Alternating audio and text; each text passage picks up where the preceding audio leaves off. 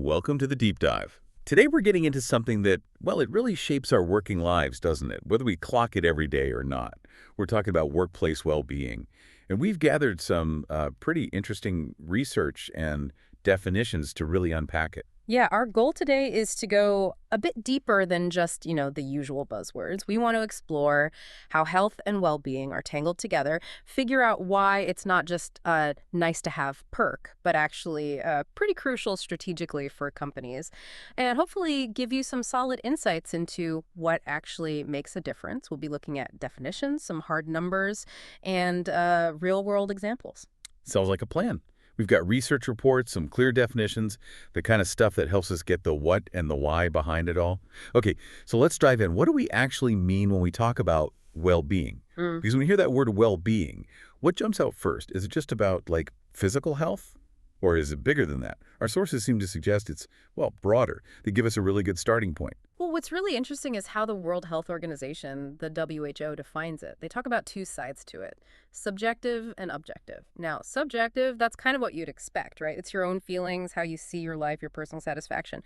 But the objective part, that's about your actual life circumstances. Things like your education, your job situation, your social life, housing, that work-life balance thing. Yeah. So it's not just about what's going on inside your head. It's deeply connected to your environment. Right, so it's not just conjuring up positive feelings. It's also about the world around you supporting you. And I guess it's a two-way street then. Our health affects our well-being, but our well-being affects our health too. Precisely.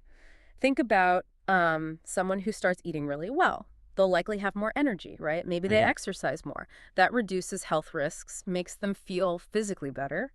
And all of that feeds back into a better sense of well-being. It's this powerful cycle. Our physical health and our mental health are constantly sort of nudging each other, influencing our overall well-being. You can't really separate them. Okay, that brings up something important, especially now. Is mental well-being just, not having a mental illness? Because I feel like people mix those up.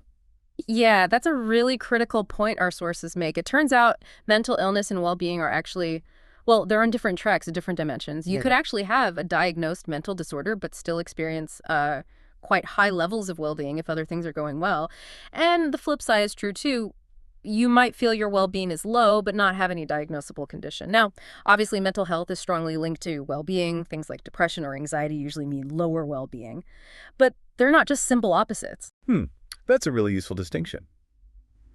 Okay, so if we bring this into the workplace, the Chartered Institute of Personnel and Development, the CIPD, they have a definition that seems to capture that environmental bit. They talk about the creation of an environment that promotes a state of contentment, which allows employees to flourish and achieve their full potential for everyone's benefit. So for anyone listening, this suggests just focusing on, say, resilience training without fixing the work environment itself. Well, that's missing a big piece of the puzzle, isn't it? Absolutely. It shifts the focus onto the organization needing to create the right conditions, not just offer, like, a yoga class. It tells us well-being is complex, it's got many layers, and it's really foundational to how we work effectively as people and as teams. It's about the soil, not just the seeds. Okay, so we get a clearer picture of what well-being is. Now, the big question for any manager or business leader, why should they really care? Because, let's be honest, beyond doing the right thing, our sources show there's a pretty strong financial reason, too. Oh, the numbers are quite something. There was a UK report back in 2017 from the Centre for Mental Health. It looked at the total cost to the UK economy from poor mental health. We're talking 10.6 billion just from sickness absence. Then a huge 21.2 billion from presenteeism, people being physically at work but not really functioning, not productive, and another 3.1 billion just replacing staff who leave because of mental health issues. Wow, those are massive figures for the whole economy. How does that break down for an individual company, like per employee? Well, per employee, the estimates were around 395 presence costs, about £790 for that presenteeism, and 115 for staff turnover linked to mental health. And, that's probably on the low side. It doesn't even factor in things like lost sales or maybe losing customers or not being able to take on new work because the team's stretched. Those costs would push the numbers even higher. Okay, and here's where it gets really interesting.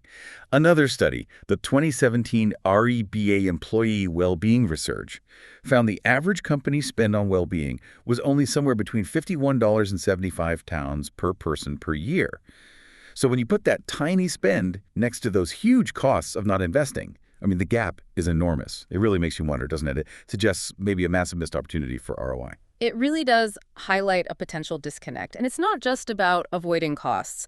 The sources also point out that workers who feel healthy, both physically and mentally, they show much higher levels of commitment.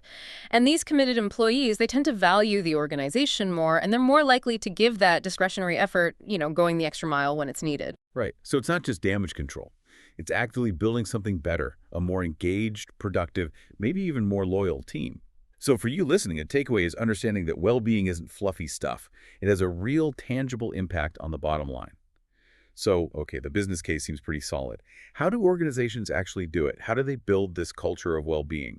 Our sources point to a few key things, and it seems to start right at the top. Yeah, leadership support is, well, it's fundamental. It just doesn't work without it. It's much more effective if the board sets the tone, makes well-being part of the company culture, part of the values, even links it to performance maybe. Having the CEO talk about it openly gives it huge visibility. Or some companies appoint a specific well-being champion at the board level to really drive it. And if that leadership commitment isn't there, isn't visible, Mm-hmm. it just sort of dies on the vine, right? It feels like step one. Exactly. If leaders aren't modeling it, aren't participating, why would anyone else take it seriously? Line managers, who are often incredibly busy anyway, they're unlikely to prioritize well-being stuff if they don't see the senior team actively backing it. It just sends the wrong signal. Okay, let's talk practical things then. What kind of initiatives actually make a difference? Our sources list quite a few. What jumps out at you as being particularly effective, maybe even surprisingly so? Well, it's interesting because sometimes simple things have a big impact, like free fruit. Seems small, right? Hmm. But good nutrition, getting enough vitamin C and E, that's actually linked to lower rates of depression. It's a small, consistent nudge. Another really key one is employee assistance programs, or EAPs. They offer that confidential support for mental health, relationship issues, counseling, a safe place to turn, especially if cost is a barrier to getting help otherwise. So accessible foundational support seems key, not just flashy perks. What else did the sources highlight? Yeah, there's a whole range. Things like subsidized gym membership, good for stress, makes people feel more capable. Mindfulness or meditation, helping people manage thoughts and feelings, be more present. Free access to medical support, tackle stigma, gets people help faster, especially important if money worries are impacting mental health. Physiotherapy, not just pain relief, but also exercise programs, body awareness crucial in some jobs. Medical screening, a holistic checkup, physical, mental, financial, social health, catching things early, and financial education. This is huge because money worries and mental health are so often linked. Budgeting help, advice on benefits, that can make a massive difference to stress level. And it's not just about having these things, but also educating people about why they matter, making the connection clear. Absolutely. Education is key. It helps people understand the why behind it all. Like explaining to a smoker who uses vibrating tools exactly how smoking makes the artery issues from the vibration worse. Well, that highlights the combined risk. It makes the reason for quitting much more personal and urgent. It's about empowering people with knowledge. And tailoring it seems important too. What works for one group might not work for another, right? And working with others. Definitely. You need to know your workforce. Gym membership might not be the priority for older workers with chronic conditions, for example. So collecting data on needs is vital. And partnerships are really valuable too. Networking with other companies, referring people to specialists, maybe even pooling resources in a consortium. It helps share expertise and stretch budgets further. Okay, and bring it right down to the team level. The sources really stress the role of health champions and line managers. They seem critical. They really are the linchpins. Health champions can be fantastic promoting things, being a point of contact, encouraging people to join in. But they need proper time, resources, and training to liaise effectively with HR or occupational health. And line managers, well, their daily interactions shape an employee's experience. They're often overloaded and maybe haven't had much people management training. But good manager-worker relationships can prevent so many problems like mental ill health or absence.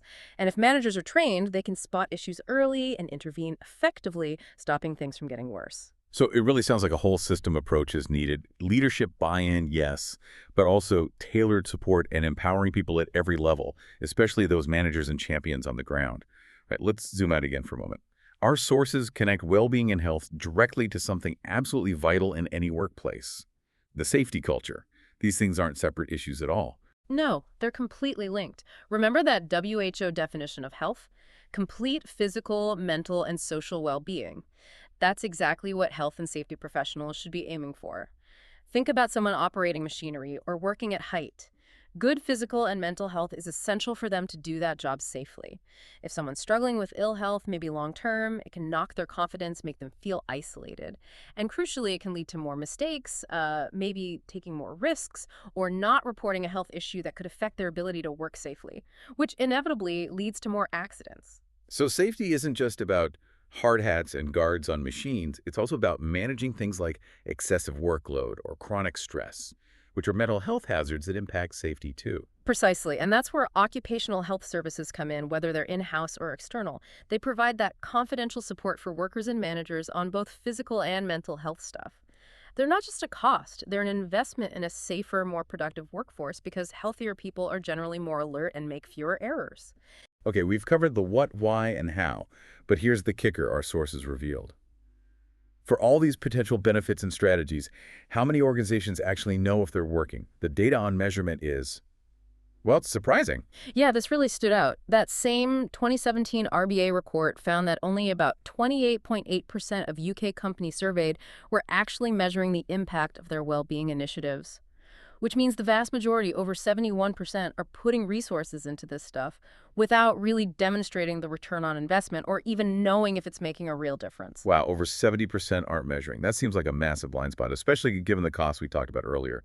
Why is measuring so important here? Well, it's crucial for a few reasons. You need to monitor if your workplace practices themselves might be causing harm, things like chronic stress or factors leading to musculoskeletal problems. Measuring helps you ensure your strategies are actually creating good work and delivering the benefits you expect, both for employees and the business. And importantly, communicating about this monitoring process, showing you're tracking progress, signals to employees that the organization genuinely cares. That builds trust and loyalty. If your measurements show something isn't working, well, then you know you need to review it, maybe change tack and tell people why. It keeps the whole process alive and responsive. So for anyone listening, true commitment isn't just launching programs. It's about constantly learning, checking the impact, and tweaking things based on what you find. It's a continuous improvement cycle. Okay, so wrapping this up, what are the big takeaways from this deep dive? Well, we've seen well-being isn't simple. It's this mix of how we feel inside and our actual life circumstances, all tied up with our physical and mental health. It's definitely not just a nice extra for companies, it's an economic imperative, hitting productivity, staff turnover, even safety. And while there are lots of good ideas for initiatives, real success seems to need that leadership commitment, tailoring things to your people, and critically actually measuring if it's working. Yeah, connecting it all, the path to better workplace well-being isn't really a destination you arrive at. It's more of an ongoing journey. It means constantly learning, adapting, and really valuing the people in the system. It pushes us beyond just looking at sickness rates, maybe, to considering the whole experience of work for each person. When people thrive, the organization thrives too. And that leaves us with a final thought for you to chew on. If well-being is about creating environments where people can flourish and reach their potential, not just feel okay, what's one small practical step you could take this week, either in your own life or in your workplace, to help build a more flourishing environment? Thanks so much for joining us on this deep dive. We hope you feel a bit clearer on workplace well-being and maybe even a little inspired.